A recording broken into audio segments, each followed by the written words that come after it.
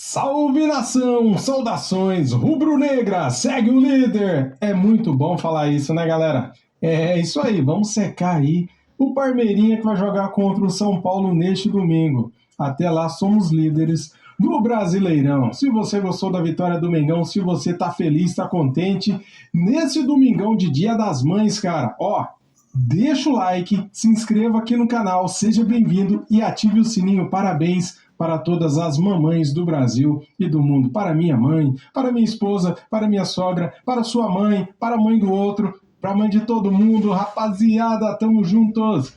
Vamos ver aqui esse corte do Troca de Passes do Sport TV, analisando, falando da vitória do Mengão, líder do Brasileirão. Vamos lá, simbora! 5 jogos hoje e provisoriamente, pelo menos, o Brasileirão tem um novo líder, o Flamengo, que venceu o seu jogo. Você acabou de assistir no Sport TV, 1-0 sobre o Bahia no Maracanã. O Bragantino jogou hoje também, empatou com o Grêmio pelo placar de 1-1 lá em Porto Alegre e tem os mesmos 17 pontos do Flamengo, que lidera pelo saldo de gols. Se o Palmeiras vencer o clássico contra o São Paulo amanhã na Arena Barueri, volta à liderança do Brasil. Não vai vencer o São Paulo, é uma pedra no sapato do Palmeiras.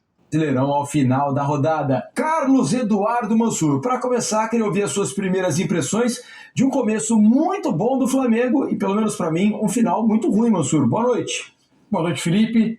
Boa noite, Alex, todo mundo que assiste o Troca. Tem uma questão que persegue a gente, que tem como trabalho analisar jogos de futebol no Brasil, que o calendário coloca tantos fatores externos rodeando os jogos, um time que acaba se desfigurando de um lado, um outro que em dado momento do jogo não pisa tanto no acelerador, porque na quarta-feira ou na quinta tem uma decisão de meio de semana de Libertadores, uma série de compromissos que são absolutamente, humanamente impossíveis de cumprir se você pisar no acelerador o tempo todo, que a gente tem dificuldade de apresentar algumas conclusões como definitivas. Fato é que seja pelo calendário, seja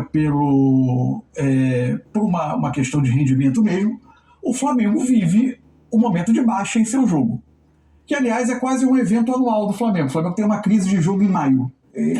Isso é quase um evento. É quase um evento do calendário rubro-negro, onde o Flamengo começa a sentir, às vezes, efeito do pós-estadual, da quantidade de jogos, de ter Libertadores ao mesmo tempo, de começar a pressão sobre o trabalho de um para o trabalho de outro, de ter burburinho em torno do time, e também por algo que a gente precisa reconhecer, um fenômeno moderno do futebol brasileiro, que acho que é um sarrafo muito grande colocado em cima dos muito ricos. Porque a gente faz muito esse comentário, o ganhou mais, poderia jogar melhor, frequentemente sobre o Palmeiras, quando a gente conversa aqui. Fato é que o que mais me chama a atenção nesse momento é que o Flamengo teve uma baixa, especialmente de produção ofensiva. Seja pela formação de elenco, acho que é um fator importante, que a gente fala muito aqui sobre os jogadores com intimidade com o gol. O fato é que mesmo na largada do Felipe do ano passado, com o Felipe Luiz, o Flamengo produzia ofensivamente mais do que agora.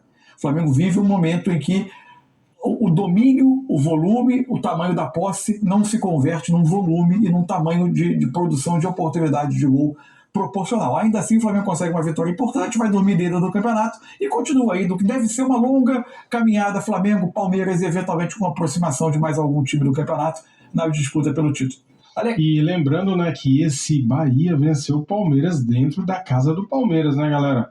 Não vamos esquecer disso, hein? O Flamengo teve 2 substituições inesperadas no primeiro tempo, né? Saiu o Alan lesionado e depois o Eric Pulgar, Gerson expulso no segundo tempo.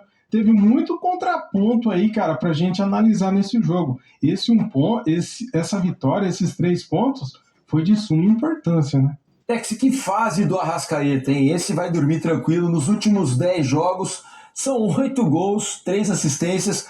Um cara que tem sido fundamental para essa liderança momentânea do Flamengo. Se às vezes o coletivo não tá tão bem funcionando como a torcida gostaria, o cara vai lá simplesmente e resolve. Alex, boa noite. Boa noite, Felipe, Cadu Mansa e todo mundo que tá em casa. Quem falou que ele tava mal fisicamente? Saiu algo assim? Tá voando, né? Rapaz, agora somem todo mundo, ninguém falou agora, né? Ele já teve mal fisicamente nesse negócio de sentir lesão e tal. Mas é bom contar com um jogador talentoso e no momento iluminado do jeito que ele tá, porque você vê uma bola muito bem cruzada para dentro da área, ele entrar do jeito que ele entrou ali, realmente ele está em lugares certos, na hora certa, e normalmente tem decidido, né? Tem feito gols importantes. Mas acho que uma coisa importante do Flamengo, lógico que ele caiu de produção e tudo, mas o Flamengo também, se for ver um jogo hoje, depois daquela loucura de 15, 20 minutos ali de pressão, que é muito difícil você conseguir suportar, que ele fez o gol, tanto que o Bahia, ele ficou no jogo dele, esperando o momento passar, ele tinha realmente peças para colocar para o segundo tempo, e consequentemente, com o desgaste, esses caras que são titulares, né, para entrar ali, Everton, Cauli, Pulga, então, de repente, eu acho que seria até meio normal. Porém, eu acho que tem um ponto que já ouvi há um tempo e eu não sei, mas ao mesmo tempo eu não sei porque a confirmação quando a gente não acompanha é difícil.